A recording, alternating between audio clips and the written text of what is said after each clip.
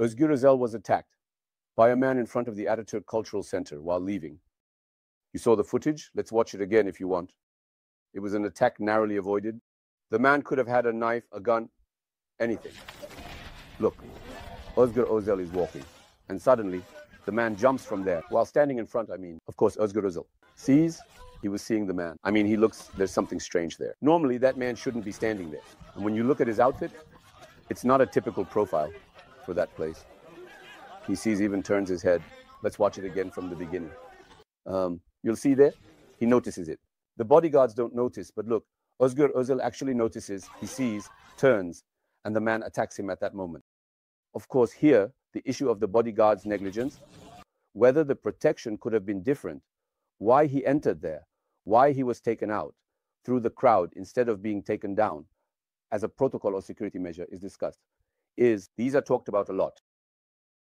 But what really needs to be discussed is the attacker. We learned that the man had killed his 2 children. He first opened fire.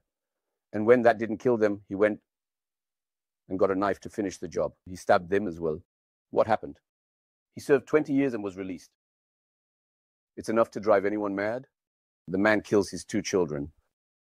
20 years later, he walks around freely. And now he can punch the leader of the party with the most votes in Turkey. Deniz, how is it possible that this man can be released in 20 years?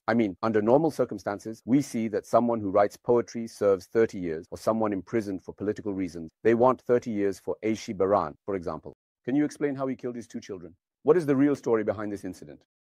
It's entirely related to the execution law. Now, there have been debates about this. Was he released due to the COVID amnesty?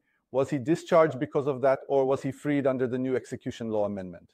Now, the incident happened in 2004. In 2005, a new execution law was enacted. We have tabulated it to understand the difference. Under the old execution law, you would still receive a 36-year sentence, but you would serve 2/5 of it. This corresponds to 16 years.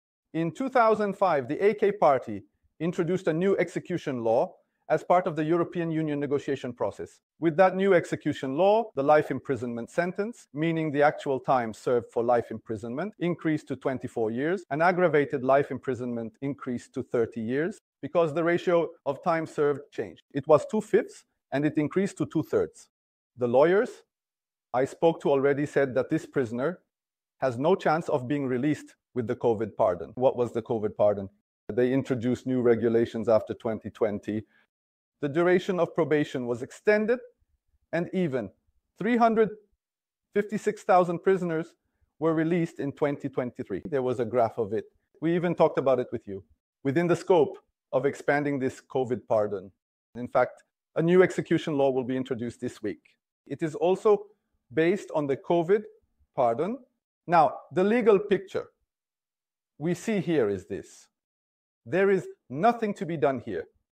The execution law from 2004 was like this.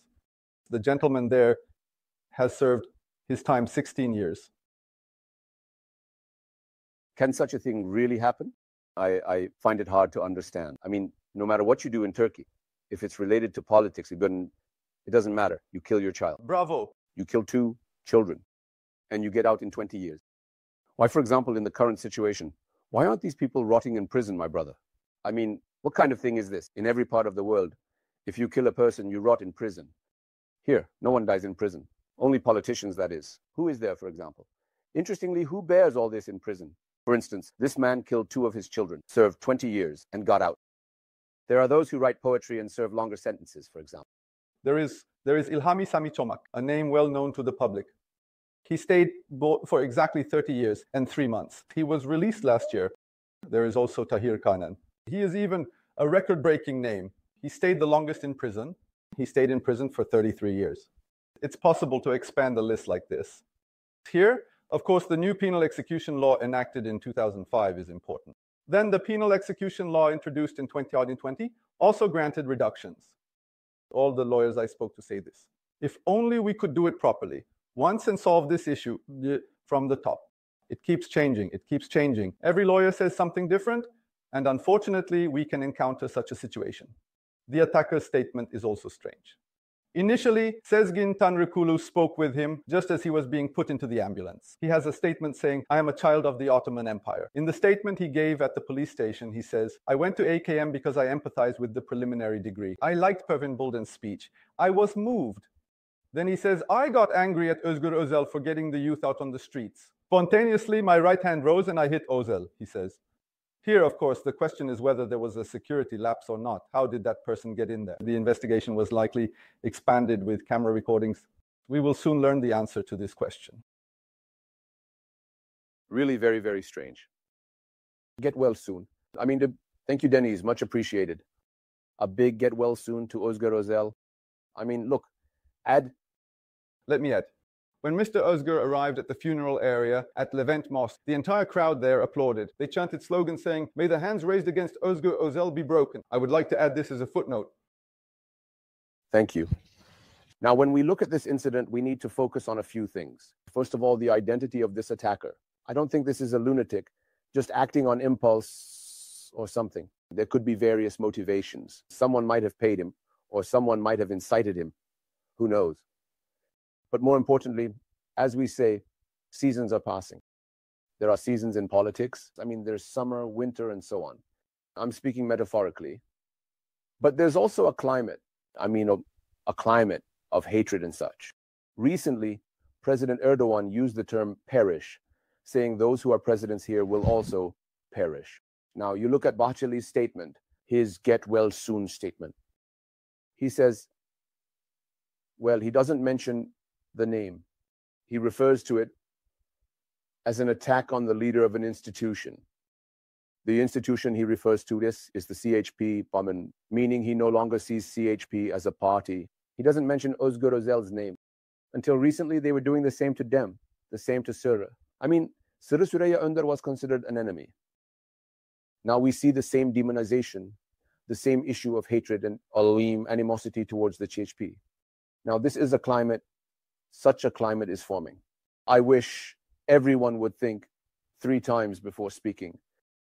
So now you say it was destroyed. The AK party youth branches there rise up. Everyone applauds. Bravo, well done, long live. They say, yeah, you said it very well. You even said too little.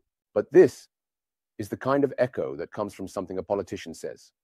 Now, no one should say, what does this have to do with that, brother? There is. I mean, if you demonize it, marginalize it, and terrorize a party, the result will be like this. There's no need for someone to whisper in their ear and put money in their pocket. If you create such an atmosphere, treat the cow thief who attacked the previous CHP leader as a hero and don't punish him. What will happen to the man? Killed 2 of his children. He's wandering around freely, swinging his arms. He knows that tomorrow they'll release him. Nothing will happen. The man who should normally be taken away in handcuffs is being escorted by police on both sides.